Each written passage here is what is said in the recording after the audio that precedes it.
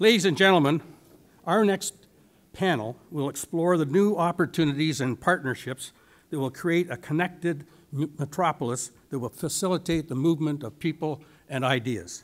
And we have an excellent panel.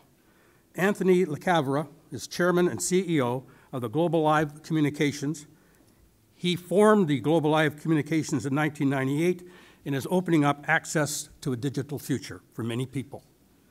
Bruce McCuaig, the CEO of Metrolinx. Bruce is leading the drive to integrate Toronto's International Airport to the city to increase Toronto's connectivity with the world. James Cheng, the Vancouver-based architect who built some of Canada and the world's most stirring buildings. And Renato Discenza, president and CEO of Invest Toronto. Renato is the man whose job it is to attract both investment and people to the city of Toronto. And our moderator is our own Mr. Everywhere, John Tory.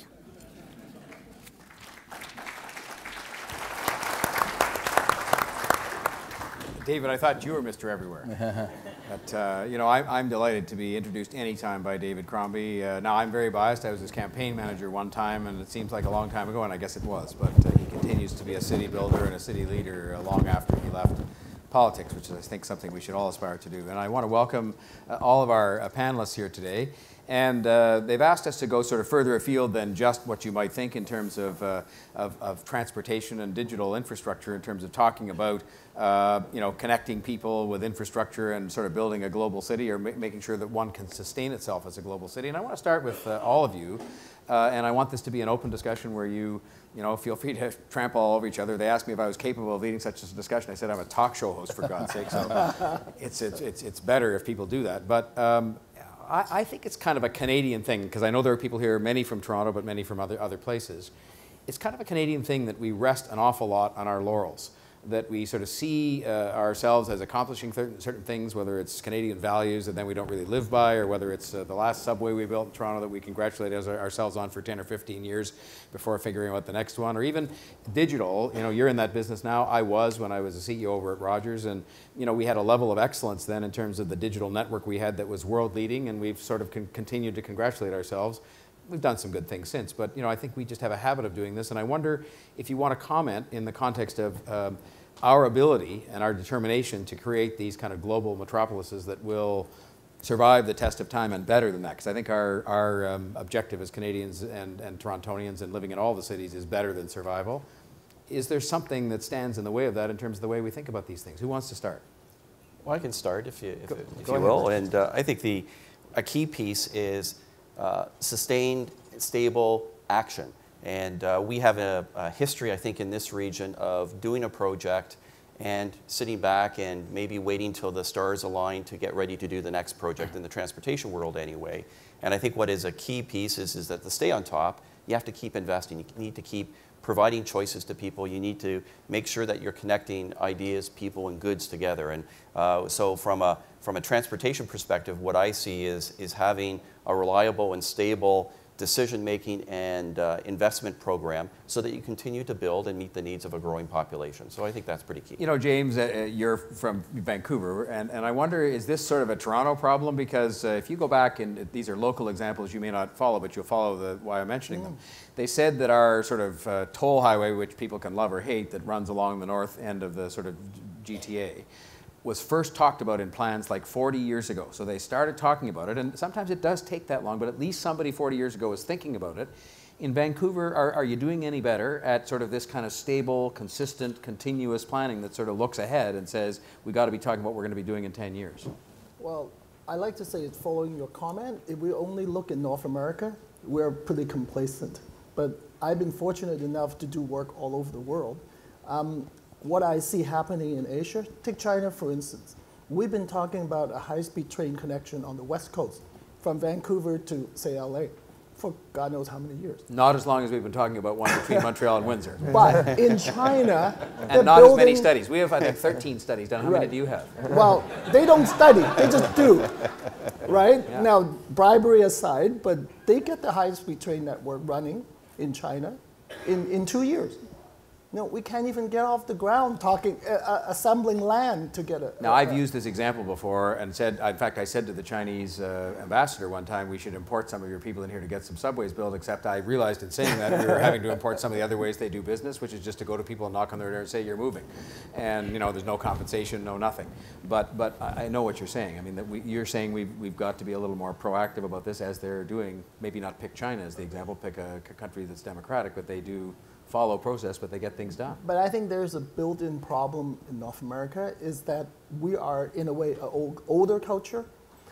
Take an example. After Japan was bombed out, you know, the car industry started from scratch. All their factories, all their equipment is new compared to the Americans. Now the Koreans doing the same thing to the Japanese, and the Chinese is doing to us. Because most people don't have landlines anymore. Everybody uses cell phone. So their digital network is way ahead of us. It has to be. It has to be. And you go to Sao Paulo, Brazil, exactly the same thing that's happening. So I think in our country, you're absolutely right. We're complacent. I tell my staff, we're the third world country. We should go out and see what's happening elsewhere. I mean, it's a very interesting analogy, and I want to turn to you, Renato, that you make about, because another country where you could say the same thing is Germany, where they were bombed out after the war too. They were right down as low as you could be, and they had to build themselves back up almost from scratch, not more than 50 years ago, or a little more. But you know, it's not that long ago. Renato, I hear often said now, and I've taken it to heart in terms of places where I sit on boards and so on, where I sort of go in with this notion that now, in order to survive, and again, I think our objective as Canadians is never just to survive, it's actually to be better than that, because we should be and we can be, is part of the problem that we're not thinking, as James I think was alluding to, every morning when we come in, and you're in the sort of the economic development jobs area, about how we're going to reinvent ourselves to take account of the fact that everything's being reinvented around us, whether we like it or not, every day. James gave the examples of people making excellent digital networks because they have to, because people have stopped using land telephones by and large. Well, definitely, John. I mean, in my role, I guess I'm the guy who has to defend our record to a certain degree internationally and spin what we're doing. And as we were talking a little bit in the green room, every civilization throughout history, sort of at the peak of its standard of living, the decline starts. And I think we have been resting a little bit off our laurels. And that's the problem and the opportunity for us, because in some sense, 20, 30 years ago, if you had a subway, it was great because the emerging powers weren't in China, weren't in South America. And so the fact you had a subway was good enough, and it was fantastic. Now we're dealing with where I'm talking to people about come to Canada, come to Toronto, and you go on a subway system like Beijing, and it's an amazing system. Even in things like water and power and electricity, there is a leapfrogging effect. Built by Canadians. Built, well, in some cases, which is great. And part of that is, I think, to Bruce's point, it's the order in which we develop things. It has to be a lifestyle, not a transaction. So infrastructure, when it becomes only part of a stimulus program, stop, start, shovel ready, as opposed to thinking, well, what do we do every day? It's like a diet, you know, as opposed to a lifestyle. You can diet for a while, lose some weight, and then you binge eat, and then you know, as opposed to, wait, it's a permanent change. So a permanently sustainable approach to infrastructure is important. The other part that is increasingly important is the diversity and competitive nature, and maybe Tony can appreciate this. You know, a lot of clients are asking, well, how many suppliers do you have for telecom? How many entrances do you have for electricity? What's your water infrastructure like? And so the idea of getting more suppliers with different processes and system, and quite frankly, one of the challenges we have is if somebody says, I got $1 billion and I have an idea for you, we actually have no way to actually take their money easily. If you go to China, and I understand the other end of the spectrum, and you show up and say, I got $1 billion, what do you need? And I'd like to invest in an infrastructure project. They'll give you the list. They'll say, we're ready to start term sheets. That's one end of the spectrum. We'll say, well, we're doing the EA. We got 13 studies. We may repass it. We were thinking about doing it, but you know, there's a new program on board. We're not sure. And we'll tell you when we're ready. And that's competing. Those capital dollars are very competitive now. They go somewhere else where they say, you know what? Let's go build that high-speed train somewhere else. Yeah. So I think that's our challenge. The global scale of the money and where it could go may leave us behind. And so we need to think about ourselves in absolute terms. Are we, you know, not relative anymore? And so I think there's a real opportunity because we have to do some things. Well, and we forget we're a relatively small country in terms of being able to provide for ourselves. I mean, there's lots of money here, but there's probably lots more we need to do various things that we don't have here and that's going to be available perhaps from somewhere else, but people are competing for it. They're competing for it, and the question becomes the balance sheets of most private and public entities and sovereign wealth funds are staggering. The more I see around there, the money that is available for good projects is amazing. There's a high degree of interest in Canada because, you know, maybe because we are the other end of the spectrum, stable, conservative, and predictable. So that is a good thing. But it is increasingly difficult to say, you know what, we're ready to start building that in 2 years. So come on down, let's talk how we can do that.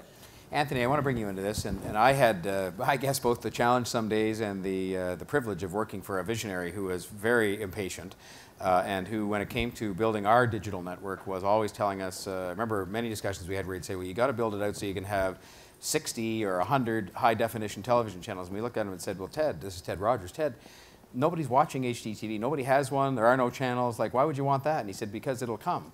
And of course, he was right. And is there too much of that in Canada where we sort of get too satisfied and we don't realize you've got to reinvent yourself every day and look 5 years ahead and do what Bruce started off with, this continuous investing, where you're always sort of saying, I'm staying ahead of the game, not falling behind it. Is that a problem in this country? It's certainly. And with our cities? Yeah, I mean, certainly. And to build on, you know, the idea that we rest on our laurels, certainly I've seen a real challenge in getting government, I mean, we deal a lot with the federal government, getting them to think long-term about issues like wireless spectrum. And wireless spectrum obviously is a key national asset. From a digital communications, wireless is obviously the key for the future, and LTE, now everyone's talking about high-speed wireless networks, and to Renato's point about investors abroad looking at Canada as being, you know, behind from a perspective of high-speed digital wireless networks. We actually see a great difficulty in getting the federal government to look really long-term for long-term spectrum planning. And my interactions with my investors abroad, in those jurisdictions, governments really are, I think, in many ways thinking long-term and are just taking the steps, long-term steps needed to really map out a secure digital future. In some cases, the government's pushing it. The government, in some cases, is pushing. And if you look at, and, you know, to build on the rest on your laurels, I'll take a little bit different of an angle. We have a uniquely Canadian way of giving a little bit to everyone and not enough to anyone. So the wireless spectrum policy the federal government came out with gives a little bit to Bell, a little bit to TELUS, a little bit to Rogers, a little bit to us, Wind Mobile. It spreads it around. No one can really take advantage of that 700 megahertz spectrum that's coming up for auction next year in a really useful way. Then they permit Bell and TELUS to form a partnership, which is clearly anti-competitive, and people abroad see that when they're looking at investing in Canada, and they say we've got an oligopoly in the telecommunications space, highest wireless prices in the world, lowest penetration, you know, in the OECD, and all these stats really play against us when a business is thinking about locating here. If our digital or wireless communications infrastructure is that far behind, obviously it's a key communications tool for any business. All right, I want to bring us back to cities because we're here talking about cities, and I want to maybe connect some dots that have come up so far. We talked about authority, or James alluded to it in terms of how they get things done in China, which certainly speaks to the question of how they do things and process-wise, which is a lot different than here. We've talked about decision-making that happened in Ottawa, and so on. And I dare I raise this. I think one area where Stephen Harper's actually been quite brilliant is he stayed away from even meeting the other governments because it allows the issue of our Constitution and how it can impede us sometimes to stay off the table, which I think he'd just as much prefer. Is there a problem in this country with the dispersal of authority so that at the end of the day, when it comes to saying, all right, we're going to try and create what the material says here, the global metropolis, you know, that sort of connects people and is a world leader, that it's easy for everybody to point to everybody else in this country and say it's somebody else's responsibility? Because I just see that going on every day, you know, on everything. I mean, transportation, you just talked about digital, and they ended up blaming somebody else. Is that a problem that we have in this country where we have such dispersed authority because that's the way the Constitution Well, I mean, if I could is set up? John, if I may, if I take the example of communications infrastructure in the city of Toronto, obviously to build high-speed networks in the city of Toronto, a whole lot of permitting is needed to build wireless towers, wireless antennas, and there's a whole lot of environmental considerations, there's a whole lot of aesthetic considerations. I mean, these things are ugly, and people don't like them around their houses. There's medical considerations, healthcare concerns. All those things are mixed together in a morass of bureaucracy that is very difficult to navigate when building a next generation communications infrastructure. And you know, James mentioned China. They don't have that challenge. They're just moving ahead and building that infrastructure and leapfrogging us in many ways. So the question becomes, I mean, that is what it is. I mean, you have these 3 levels of government. We have a constitution that sets out who does what, and it may be sort of have drawn up a long time ago, but it's still there, and it still governs the country. I mean, you know, Bruce, in your area, you know, particularly of transportation and transit, if we're trying to build great cities, we have a federal government that at the present time is in sometimes and out other times because they can look at the Constitution and say, well, you know, actually, public transportation intra-region, as it were, say in Toronto, Vancouver, Montreal, whatever, is actually not our job. We do kind of national transportation, and, you know, so thanks very much for calling. And you have a provincial government that will take some responsibility, and of course, local government ends up being seen by people as having the biggest responsibility for its own area. I mean, how do you get around this if you're trying to build a global city? Right. Well, 80% of Canadians live in cities, too. Absolutely, 80%. And when you look at the role of Canada's, in essence, 3 global cities, the Greater Vancouver area, the Greater Toronto region, and the Greater Montreal region, they play a huge component of You're leaving Calgary the out of economy. that, right? Well, Calgary, well, yes, there's another tier of McCuaig cities says beyond Calgary, not world-class city. No, global city regions. And I think there's a difference Prime between Minister Vancouver, Toronto, and Montreal. It's the geography, it's the size, it's the fragmented nature of the governance, it's the nature of the systems you need to put in into places like those 3 city regions. And we don't really have a focus in Canada on looking at those strategic priorities. The federal government did have their Building Canada programs that did look at things like borders and corridors and public-private partnerships. And as we look at perhaps what the next generation of those programs can be, hopefully there can be a bit of a focus on what do our largest city regions need that's different from other cities. And I think the order of magnitude in places like Toronto, Vancouver, and Montreal is different than our other communities. The other thing we should think about, the federal government congratulates himself for having a 7-year infrastructure program, which is great. That's a huge step forward. On the other hand, when we look at some of the projects we're delivering right now in Toronto, the Eglinton Crosstown, where it's a 8-year project to get through the construction phase, let alone the planning phase in front of it. So you actually have to have these programs that aren't 3, 5, 7 years. You actually have to be thinking 10, 15, 20 years Well, out. that's the 40-year example I gave of the 407. I mean, somebody started doing that in funding it 40 years ago, even a little bit of funding, but it stretched out and got finished in 40 years, not 10 or 6 or 4. Right.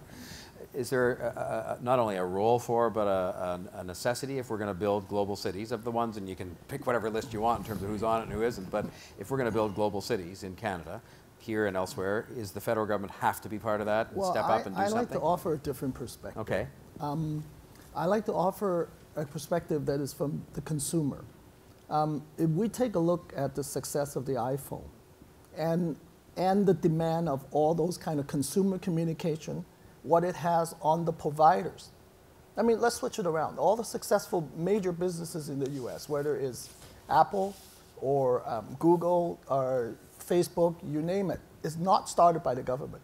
In Canada, we tend to think everything has to come from the government. I like to think there is maybe another way around. When there is enough public demand, the government have to respond. So, you know, that might be a different way of looking at things. Or I thought you were going to say something different. Is it also the case, and I've just been through this with the work that I'm doing on Ontario Place, where we were sitting around thinking, well, do we have to actually, you know, sort of come up with the actual sort of vision of how you implement something that we're talking about at top level terms in terms of the future of that site, which you won't be as familiar with down on the waterfront. And we actually concluded as a group, and we haven't submitted our report yet, but no, it's not really our responsibility. There are all kinds of people out there all over the world who are experts at having creativity and ingenuity, and whether it's architectural design, this is the business you're in. Yep. We'll turn to them and say, this is what we want, now you tell us how you're going to do that. And there are people out there, that's what they do. Better than anybody on an advisory panel or the government. Isn't it the private sector as well that you want to turn to say? For example, in Singapore, you have a common credit card that you could go to any parking garage, pay tolls, do everything. Now, somebody came up with that idea, sold it to the government, and it's implemented. Now, you guys are the expert here. If somebody had the same idea, I don't know, just in Vancouver, for instance, we want to have that system so that all our parking garages, all our city hall, you know, everything is connected. It's impossible right now. Yeah. Well, I mean, let me just turn to you. I want to get to you, Renato, but you agree? Bruce, you're developing Metrolinx as a card called Presto. Correct. Yep. It's largely being done, I'll say, on a government basis, I mean, in terms of the funding and so forth. but it suffers from some of the shortcomings, I would argue. There, you're going to pull it out and show us that it actually exists. Yeah. And can you use it anywhere? Absolutely. Oh, good. Can I get one?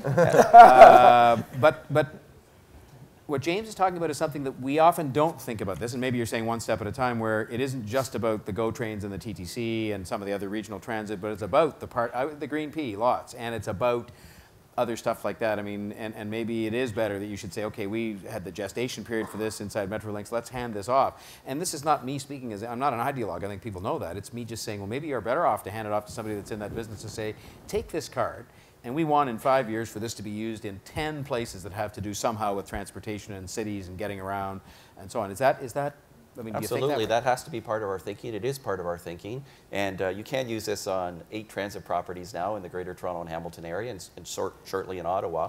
Our vision for this is to evolve it into a multi-use card, so that you can use it for parking, you can use it for small retail payments, you can use it for getting a Bixi bike, and so on and so forth. And we also realize that we don't, it's not our core business to develop those kinds of business lines. So how do we work with, partner with, bring the ingenuity and innovation from the private sector to take the foundation that we can provide and make it much more than what it is just by itself? All right, and that takes me to you, Renato, because I think another of the problems we have in this country, and look, I'm a hugely big Canadian booster, but I think we've got problems with our sort of mentality about striving to be the best. I was saying in the green room, we were talking about how we're now proud of being 6th on the livability index of the United Nations. We used to be 1st, and it's still good to be 6th, I guess, except that we haven't pointed out we've gone down 5 spots and if you carried that out 10 more years, we might be 12th. And there's nothing wrong with being 12th either of all the countries. But is the private sector ready to step up and in this country and be bold and put capital at risk and sort of say, we're going to take Bruce's card that he's developed with some public money, and he's kind of done the foundation for the card, but to take it the next step where he's conceded, and correctly so, that he doesn't know much about putting it into the retail end of things or whatever. Is the private sector ready to step up and do that? Because a lot of times it doesn't seem like it. I'll argue that not just in Canada, but abroad, the private sector has been ready a lot longer than, let's say, the government is. Yep. And with all due respect to things like the Presto card, you actually look at the evolution. It's great that it's there.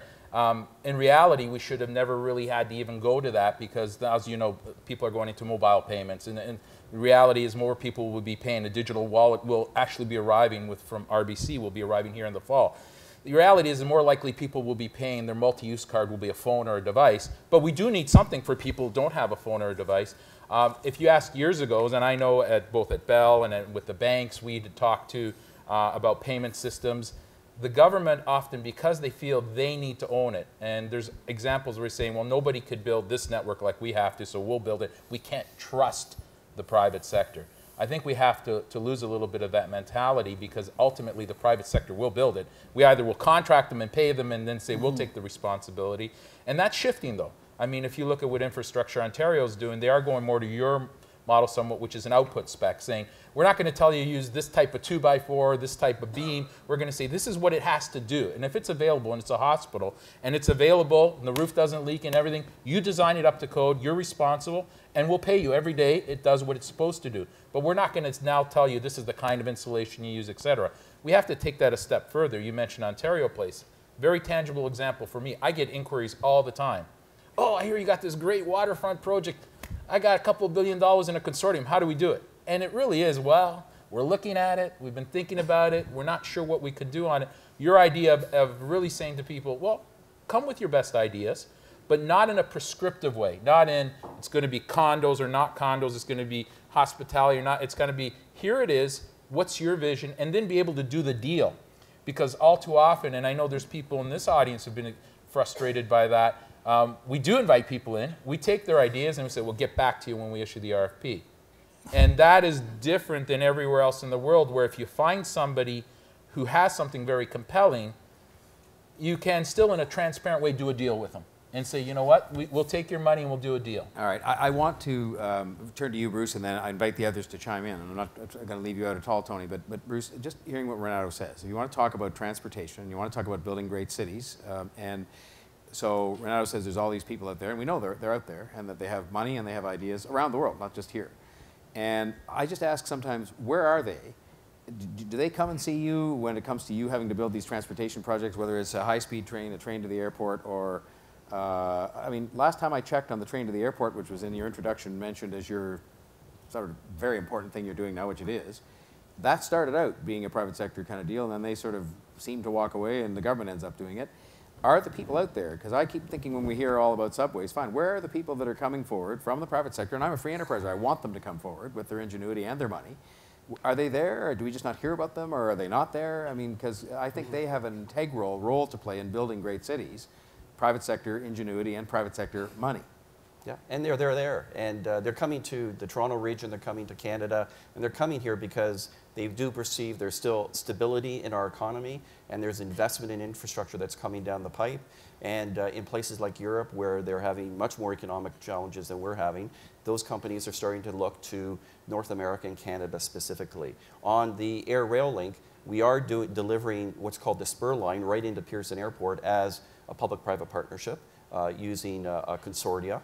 And we are looking at developing the Crosstown, the Scarborough project, the Shepherd project, and the Finch projects, all as partnerships with the private sector. So we think that we can bring the private sector in a transparent way, because I think that we do have to provide transparency to the public. But we can bring, as we bring them on, we can bring some discipline, innovation, and focus on schedule and delivery. And I think those are going to be benefits to us here in the region in terms of getting outcomes. And I think that's what people want to see, outcomes. I'm rooting for you, but I'm skeptical based on, I always pick the food cart example. People who are from Toronto will know how well we did with that, where they had, I said they've allowed mixed nuts now as a big innovation on our food carts. I said they got it wrong. Actually, the mixed nuts are at the City Hall, not on the food carts. Oh, but anyway, John. no, but the whole thing, if you look at it, it's an absolute scandal, and it just sort of shows how government can actually screw things up. But you can see Infrastructure Ontario and the hospitals, the courthouses, the transportation projects that have been delivered, happening. that it is happening. But I'm worried when the stuff we're talking about, and that's part of urban infrastructure, I suppose, but the part we're talking about a little more today, namely transportation, you've talked about joint ventures or whatever you call them, partnerships, but I'm not sure it's happening in terms of people really stepping up and saying we're going to, you know, because there's just a lot of things that aren't happening. And why is it not happening? Because we claim there's a lack of money. Well, it's the business model of cities. So we're here talking about cities. Let's be honest about the business model of cities. And our strengths are liabilities. So this sort of dispersed governance, and it's a constitutional issue to some degree, treats Toronto, which drives, by the way, we were just at a group from Philadelphia, and we're looking at percent of GDP. Of course, we talk about Toronto drives 20 to 22% of the Canadian GDP. You know, if you look at Philadelphia, it was, you know, comparable city, 2.4. Even New York, I think, was 5 or 6%. So cities in some cases are much more important in Canada, but yet our city model treats Toronto, and with all due respect to, you know, I live in Oakville. Oakville is the same, with some exceptions around the City of Toronto Act. The problem is where revenue flows only from a couple of sources and expenses and responsibilities through, you know, are multiple sources, the business model is broken. When you were at Rogers, if you said, well, the revenue is going to be collected by another company, but we'll supply the capital and hope, you know, that we'll recoup it over time, you'd have a hard time making a decision. Furthermore, if somebody says, the capital is going to depend on what one of three funders is going to decide is their political prerogative that day. So maybe today you have a third of the funding, tomorrow we're not sure. Now you're sitting there as the execution or delivery arm going, well, how do I start this project, or what does it look like? So I do think, and we use Singapore as an example, it's a great city-state, easy business model. Revenue comes in, right? They know their costs. It's a little simpler. I think if we do not change the business model of cities, if we leave it down to, you know, my business is very hard, because unless I can show only direct benefit, unless I get to land you in an M postal code, right? And unless we change that, that's the only way I can generate revenue. If we said, well, the job is good, and the funds that go to the government, if we bring employment dollars, those flow mostly to the provincial and federal government, not necessarily to the city, other than the tax base. If we don't change that, the decision-making for global infrastructure will always be long and difficult and stop and start. We have to change the business model. There's been a number of things referred to here, including how you collect and create money to build great cities and who should do it and so on. I'm going to give you a tough assignment. And Tony, out of deference to the fact that I've been leaving you out a little bit only because we were talking more about transit, I'm going to give you the last word on this because it'll be easier than the guy that gets the first word, who I'll warn will be Renato. Let's forget about all the governments and the constitutions, and let's say you're appointed tomorrow as the person that is in charge of, for the whole country, being able to execute a mandate that builds our cities, whichever list they are, let's say it's Toronto, Montreal, and Vancouver, into what did you call sustainable global cities for the future. What are two things you're going to do that are going to make the biggest difference in terms of our ability as a country? And forget about jurisdiction. Just say you're up there and you have all the levers in your hand to pull provincial, municipal, federal, private sector involvement. What is it? What are the first two things that you do, or first two steps that you take that are going to move us forward in a country that is 80% urbanized? Oh, I get to, yeah, okay, you great. get to go first. So number one is, and building off what Bruce said, is create a plan that somehow isolates itself from tampering every 3 to 4 to 5 years through either political program processes, whatever. Create a long-term sustainable plan, and that and continually injects capital into the system, continually refreshes it, continually builds out, and is somehow isolated from stop-start. So we have predictability. And number two, I'll tell you, if you want to build attractive cities in everywhere you go in the world, invest in people. So education, and I would take personally, this is a personal, not a company opinion, every dollar we spend on, kind of these programs and everything, put them into our people. Educate them, make them the smartest in the world, give them the best health care, and give them great communities to live and thrive in. If you do that, combined with the freedom that we have in Canada, PwC rated us the second most, city of opportunity behind New York. And the reason why, it came down to freedom. If you give people, whether they create widgets or derivatives or art or sing, if you give them the freedom, and the freedom physically, financially, politically, culturally, to do what they can do, then you will succeed as a city. And since more of us live in cities, that's what's going to attract and grow cities. So that's the two things I would do. Let me just probe you on the second one for a sec before we go to James. I think we do a great job in our cities, because I think it's a national thing, at the sort of political and cultural freedom you talked about. I think people are taken as they come, and so on and so on. I think when it comes to sort of what I'll call the business freedom, the sort of the entrepreneurial spirit, we're way down the list from where we should be in terms of saying to people, come on in here with your $1 billion or less and do something with it. Do you agree with that or not? Well, we're free in a sense that if you're a big organization, you're really, on a relative basis, Canada is actually not bad to do business in. I know, if you're a business person, if it's one form too much, and if it's $1 of tax, it's $1 too much. We're actually pretty good. I do think, though, that it's that gap between government and business. Business carries on. I'll be honest, we're a little bit of an oligopoly, maybe because of our size. And there, in your business before, in my business, there was a comfort. And I'll be honest, places like banks and everything are comfortable. Maybe we need that to be, but in other areas, it is a little bit more dog eat dog. So business is free, but are our businesses always looking at our best interests as a society? They can probably succeed without worrying about that too much. Although we're fortunate in Toronto in particular, our big corporations do step up in big ways, and we're fortunate for that. Former Bell executive Discenza advocates more competition in telecom. Absolutely. Well, listen. Another good headline coming out of the meeting. I tell you, I have no problem with that. James, you heard Renato's list. What would be on yours, the two things? I would agree most of that. I would add two different things. I think one is diversity. I was at a conference with the economist Edward Glaser from Harvard, and he wrote the book Triumph of Cities. And education, definitely one. And the other one is flexibility and diversity. And if you look at the history of New York or Boston, they can reinvent themselves, as the economy changed from transportation of goods to human capital. And I think cities have to look at the qualitative side of things in addition to just technological and finance. Because finance is quick. Money will go anywhere. Let me put this point to you, because it kind of ties into what I said about Renato's comment about freedom. Is I think we've done a great job, whether by necessity or by design or otherwise, at having a diversity of population. So there's all kinds of people from all over the place, but I think we do much less well at a diversity of ideas. And maybe it's because a lot of people that are in business in Canada, in a fairly small country, are quite comfortable just with the way things as they are. But I think we're not so good at sort of saying, let's think of a different way to do things, because the answer you get, and I can again remember harking back to my own experience with Ted Rogers, the one thing he would forbid us to say in meetings is, we've always done it that way.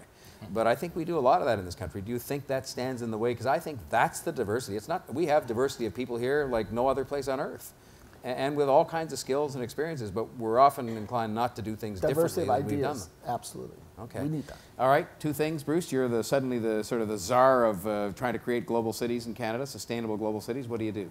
Well, I'm going to first of all agree and not repeat what's been said already, because I think that wouldn't be helpful. But maybe just to tease out a couple other points. One is taking advantage of the diversity of tools. So I wouldn't rely on single tools or single approaches. I would try to, whether it's how you deliver projects or initiatives, or whether how you collect revenue and distribute revenue, I would have a multiplicity of different ways of doing that. I think that provides strength. When we look at the references around the world, the strongest ones have diversity of process, diversity of ideas.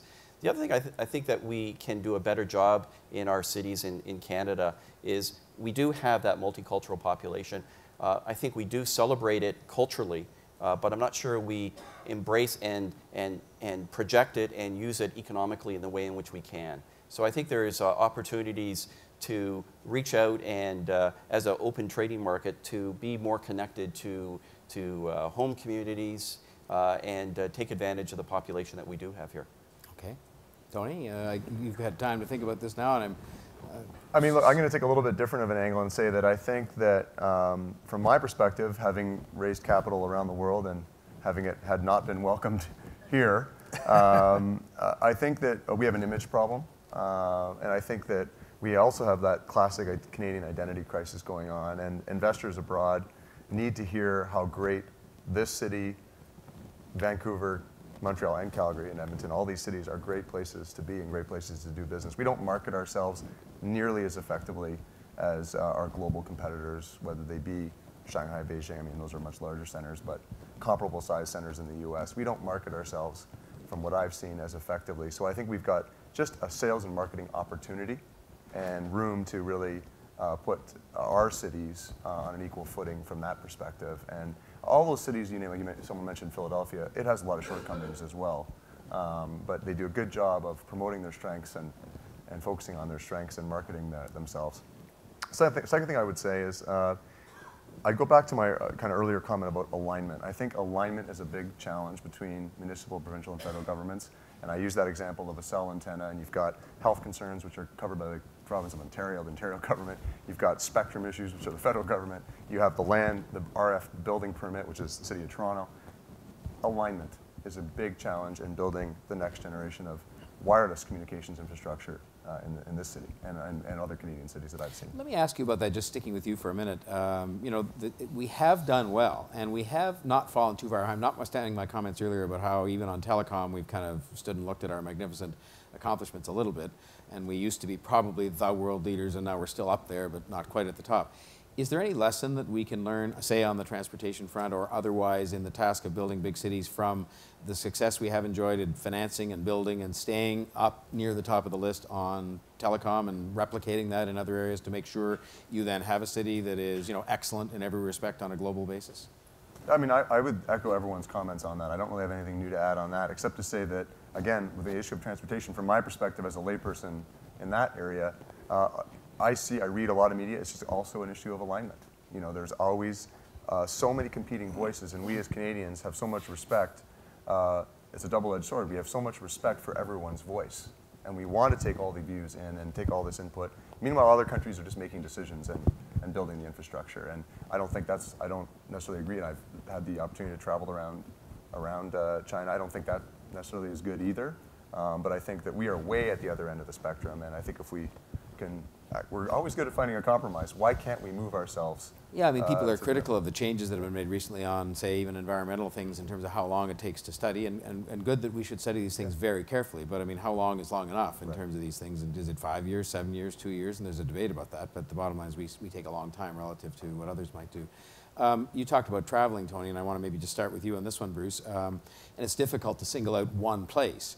But if you, again, I'll give you the latitude to pick two if you want, but if there's two places where you've either been, read about, heard about, visited with people who came here, we know there's people coming through the city all the time, and they come in part because they see a lot of things we do right. I don't mean to sound, in asking the questions, negative on Canada or on Toronto. I think this is the greatest city and the greatest country in the world. I know Mr. Harper says it's Calgary. That's fine. He's from there, so he can say that.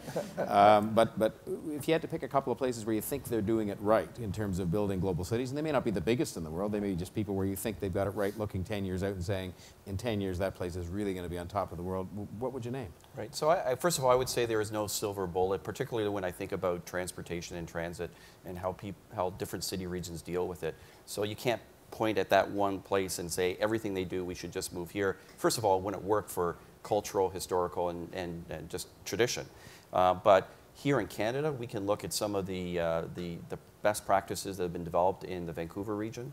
In the United States, even a region... Name one in Vancouver that you would look at as being something that might be worth emulating.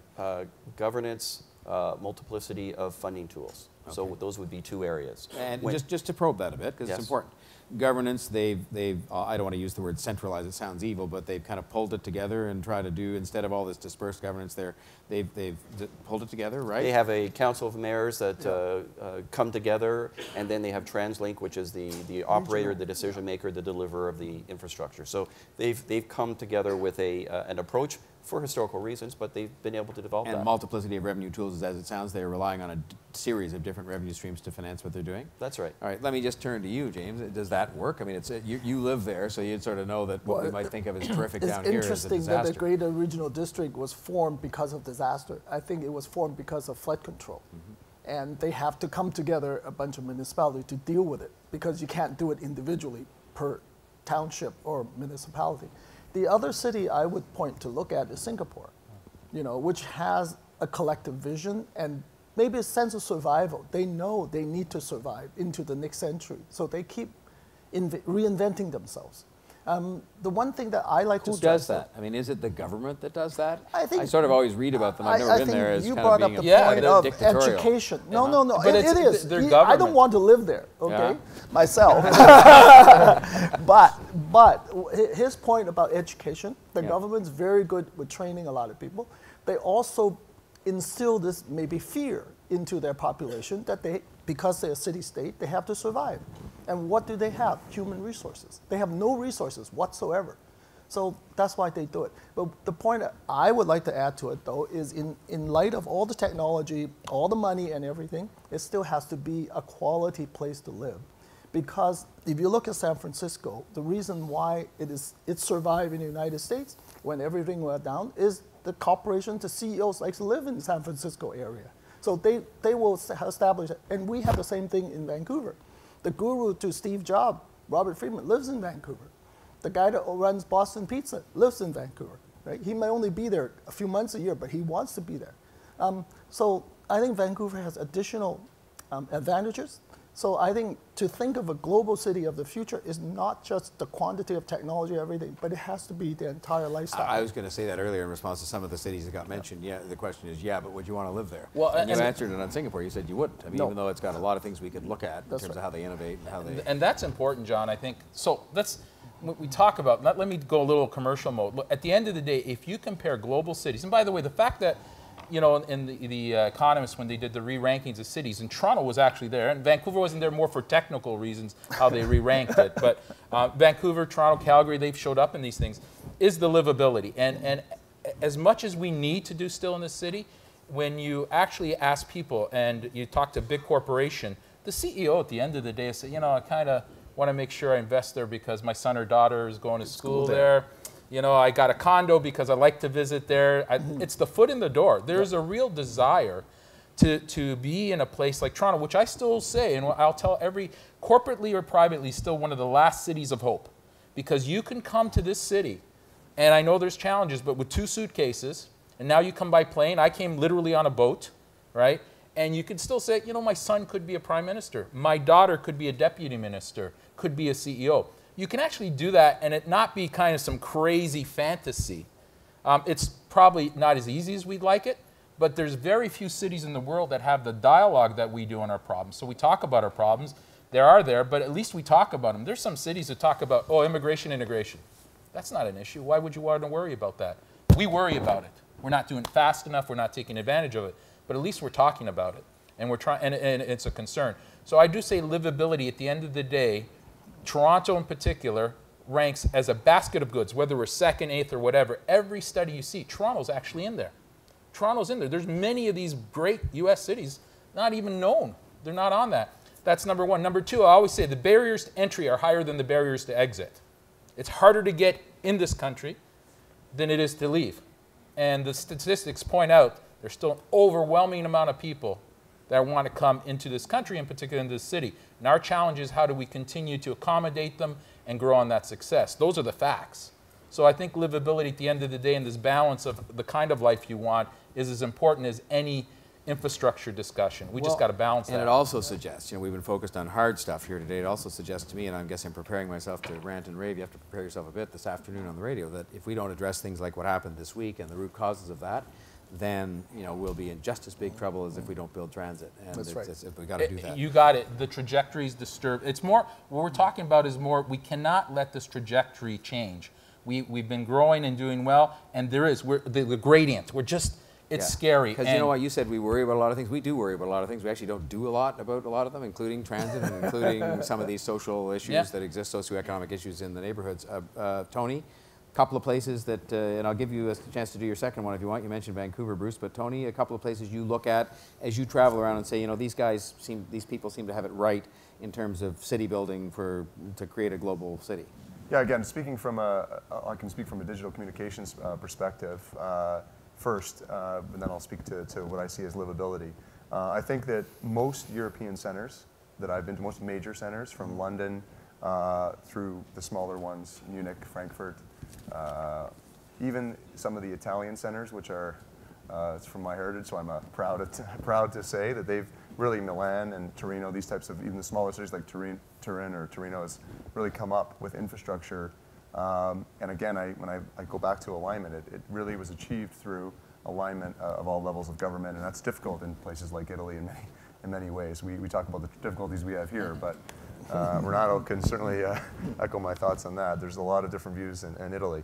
So I think I would say that from a communications infrastructure perspective, those cities, European centers, really have, given that they have the kind of heritage and tradition issues that we have in many ways. Ours are newer, but they have even more so, sort of holding them back, if you will, whereas cities like Shanghai, literally, the whole area of Pudong is built, whatever it was, in 10 years or something. Suddenly you have a city of 10 million people or whatever.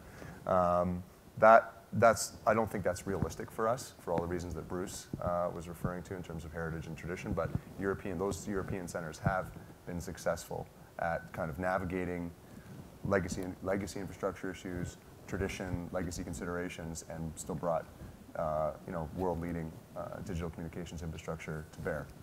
From a livability, just enjoyability perspective, I love Toronto. I think that, again, we have a sales and marketing opportunity because this is a fantastic place, and I've been to, I don't know how many, well over 100 cities in all parts of the world, including in Africa, Northern Africa, and all over Eastern Europe, all over Central Europe, Western Europe, all over Asia, and I can say that this is a great place, all things considered. We just got to continue, to Renato's point on the trajectory, and I feel it, having been here now for 20 years, coming from a small town in Ontario, having moved here to go to University of Toronto, definitely that you used the right word, that gradient. We're just slightly tilting downwards, and that's alarming to someone who loves the city as much as I do.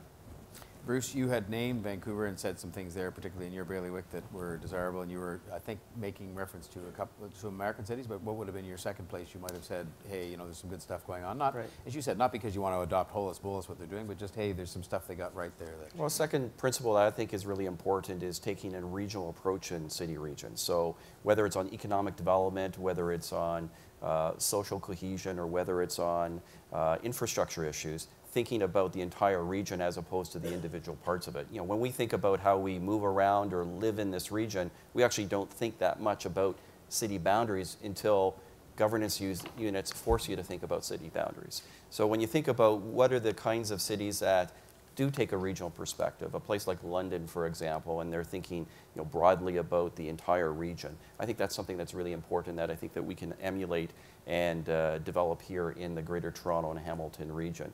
But again, the bottom line is that I think I agree with everybody with the quality of life in this region is very, very high, and there aren't very many places that people would choose to move to from the Toronto region. James, I put you in the position where I made you answer for Vancouver as to whether it was as good as Bruce thought in terms of some of the things he said. There's Gordon Campbell here too, can help me out. He said, yes, I noticed him there, and welcome. It's great to have him here. But is there some other place you might name? You've talked a bit about Singapore. Well, I admire it as a city, but I wouldn't want to live there. You talked about how they stay ahead of things, I guess, and reinvent themselves. Because I travel to Asia a lot as well as Europe, all the European city you mentioned I also agree with. There's one city that's coming up, which is Seoul, Korea. that I think is worth keeping an eye on because of Samsung and LG, and also the history of Seoul itself. Now, they take spending public money daylighting the river that used to rent, that they used to cover over, right? And they're now understanding that in order to attract technological, the specialists, so to speak, to come to Seoul or to Korea, they have to upgrade their lifestyle, and they have to change the approach to the city. So it's not just how many high-speed train you have or how many universities you have, but the aggregate of the city itself is very important. And also, I like to add that a lot of big companies are very environmentally conscious now. So they want to know that they're contributing to a green environment, a sustainable environment. That's sort of the first time that's really been mentioned, and there are a couple other things that have been maybe alluded to a little bit but not really mentioned. I want to just ask about the importance they have in creating a global city, or the platform to build a global city. One is the environment. A second is culture, and I mean sort of big C culture, and what role that plays. I mean, just start with those two. Because I haven't heard much mention of that as kind of a hugely important building block for a global city, but I happen to think that they are, both of them. Oh, I mean, looking forward again 10 years. Absolutely. Even though people say this is a global village, but even within every major international city, you can still see the different flavors. And each city, whether it's Toronto or Vancouver or Singapore, each have a different kind of attraction that attracts certain people, whether it's culturally. But I think one of the binding factor is also the language. I think the culture, if you have the ease of mobility of the languages, it binds the global cities together. Renato, culture and environment is just two things you could have picked that hadn't really got much mention in our discussion so far. How well, important culture, in as far as it's a proxy for the type of people and innovation. Look, so first of all, Toronto actually has more of it than we probably think of it as Torontonians. From an outside-in perspective, it was interesting to hear one of the colleagues from Philadelphia who came to study Toronto. By the way, not that it's better or worse, that it's just different. And that should say something to us. And said, you know, one of her comments was, you know, Toronto's hip. And it is hip, and it's cool. And as far as that drives innovation, and as far as like screen-based industries is a strength of ours lately, you know, whether it be digitizing for the screen or for gaming, et cetera, we're very strong. Why? Lots of young people involved. Why? Because lots of young people like to live downtown. Why? Because the colleges and universities have great programs that can attract these people from around the world and develop them. And why do they come? Because they like the arts scene. They like the restaurant scene. So we have that. I mean, you go and look at what's happening in Liberty Village, around OCAD, the DMZ in Ryerson, even you actually go out to places like Centennial and Scarborough or the George Brown campuses. So we do have it. I would say that culture is what's probably keeping us. You know, it's probably the counterforce keeping us to the top. So I would definitely say, but it all really, to me, boils down to talent. At the end of the day, every business will say, am I going to get the people I need, and am I going to be able to bring in and keep the people I need? And that is one of the things that we got to keep our eye on. And Toronto's doing well on it. We just can't let it slip. The issue you talked about, our recent tragedy here in Toronto, there's an underlying issue we have to deal with, and we got to deal with it head on, because that is the biggest danger to us. Quite a few, actually. Yeah. It's not just one. Tony, culture, environment, are these things that you think if we're going to keep our cities in Canada, whichever ones you want to talk about, as global cities 10 years out, and we can say they're proud, thriving global cities, are those two things important? And is there anything else that we haven't talked about that you'd add to that Certainly, list? I mean, culture for me is what draws me to the city more than anything, actually, because you can get all of the things we have, all the assets we have, in some ways easier in cities even like New York. You can get them and get more of them. So it's really about the environment the city offers from a cultural perspective and the diversity that I really enjoy and really embrace. So that's just me, though. I think that, again, I come to an issue of marketing the strengths of Toronto, marketing them well to people from the U.S., which are the obvious, logical, nearest investors, but also abroad. And I guess I would say that not welcoming capital, like is in the instance I had with the telecommunications investment, making it difficult for people to invest sends a message. Sends a message, and it takes a long time to recover from that. So even though we've just actually changed the laws in Canada last month to permit unlimited investment in telecommunications infrastructure for smaller companies to create more competition, it's going to take a long time for that to filter down the chain. So these issues of alignment where we have separations in municipal and provincial and federal government objectives and so on, that's out there and known. It's known, and so to get over that now is a marketing challenge we need to overcome. Don't you think as well we have maybe, you've talking quite a bit about external marketing. I think sometimes we fail to market things internally in the country and explain to people, you know, why, because you get into this every time when the governments are in trouble, they sort of say, well, we can cut back on that cultural stuff because that's just sort of a frill. And people buy into that actually quite a lot of the time because they don't really understand how fundamental it is to the creation of a sort of what's the word, an innovative community and so forth.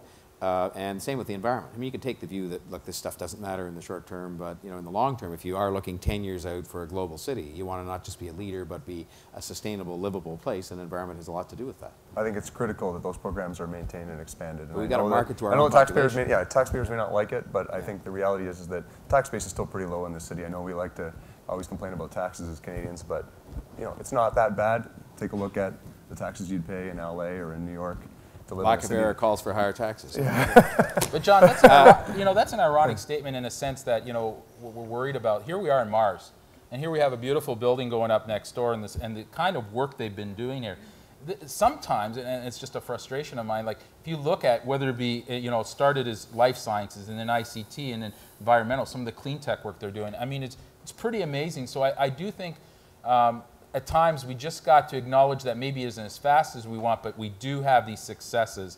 And you know, this building, this entity, and not just the physical part of it, but the processes behind it, I think are rather unique. And I go around the world and I talk about places like Mars or the Ryerson DMZ, or what the colleges and universities do. Like our college system, for example, is much admired around the world. And we kind of like, I don't think there's anybody in Ontario is kind of thinking, wow, this is something to be proud of. It's so unique in the kind of talent it can turn out. And yet we kind of aren't aware of it. So all I would say is we should build and celebrate upon the success here, because there are significant successes. And like I say, this building, this process, we're in it, and this dialogue is actually one example of it. This kind of dialogue doesn't occur in every city, I can guarantee you. Culture and environment? Well, what I like to say is all the promotion, all the things will attract the capital here. It's the culture and your human capital that will keep the money here. Okay, and Bruce, you haven't had a chance to opine on those two. I think culture and environment are key to quality of life, which is key to attracting and retaining talent, which is really for the medium and long term the success of a city region, because it's about the people. So I think the growth that we've seen over the past 10 years has been important in culture, and we need to sustain that. We are also the micro parts of our environment in this region that you know when you're a resident, you know when you live in a community, they're really important. And the ravine system, I was listening to the radio this morning and Matt Galloway was talking about, you know, just taking a bike ride to a ravine. Sorry. At night, John Tory. At night, it's John Tory. Sure. But it just is, again, those are, it's an intimate form of the quality of life that we have in this city region that I think is really important, and we know about when we live in those communities. And yes, we do need to talk inwardly and externally about those values and those factors. Anything to add on that, James? No? All right. One last thing, short snapper, we've got a couple of minutes left. Anything that hasn't come up, if you wanted to create here in Canada innovative global cities, and I think people know what we're talking about there, you know, cities that really are seen as leaders in every respect, you know, livability, economically, I mean, go down the list. Is there something that hasn't come up? Culture and environment only came up at the end.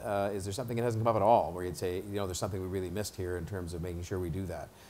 I mean, I would have said here we've talked about continuous planning, funding, and building, which is where we started. We've talked about collaboration and alignment regionally and nationally. We've talked about investing in people. We've talked about reinventing yourself frequently. We've ended up talking about culture and environment and so forth. But what haven't we talked about that we should have been in the context of, we've talked about transportation and getting people around and so forth.